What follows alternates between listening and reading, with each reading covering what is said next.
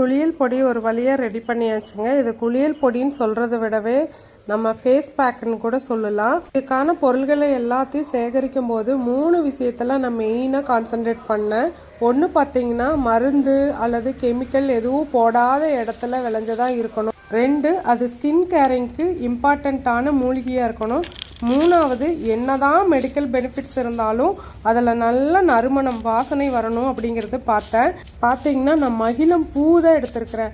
அதோட பட்டை இலை அதே மாதிரி அத்தி இலை இதில் எல்லாத்துலேயும் மெடிக்கல் பெனிஃபிட்ஸ் இருந்தாலும் அது நம்ம சேர்த்தும் போது அது மரப்பொடி மாதிரி இருக்குமோ அப்படிங்கிறதுனால அது எல்லாமே நான் அவாய்ட் பண்ணிட்டேன்.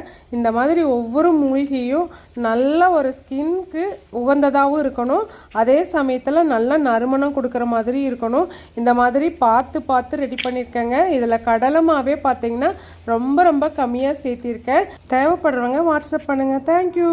என்னை பொறுத்த வரைக்கும் இது 100% ஆர்கானிக். எந்த ப்ரெசர்வேட்டிவ் எந்த கெமிக்கல் எதுவுமே ஆட் பண்ணலை. ஆனாலும் நீங்கள் பேட்ச் டெஸ்ட் பண்ணிவிட்டு இது யூஸ் பண்ணுறது நல்லது. ஏன்னா எல்லா மூலிகையும் எல்லாத்துக்கும் ஒத்துக்குமா அப்படிங்கிறது தெரியாது.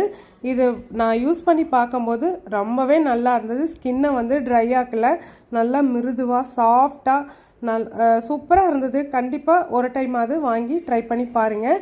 இது நீங்கள் எங்கே போனீங்கனாலும் இந்த ஒரு ரேட்டுக்கு நல்ல ஒரு அஃபோர்டபுள் ரேட்டுக்கு கண்டிப்பாக கிடைக்காதுன்னு தான் சொல்லுவேன். தேங்க்யூ.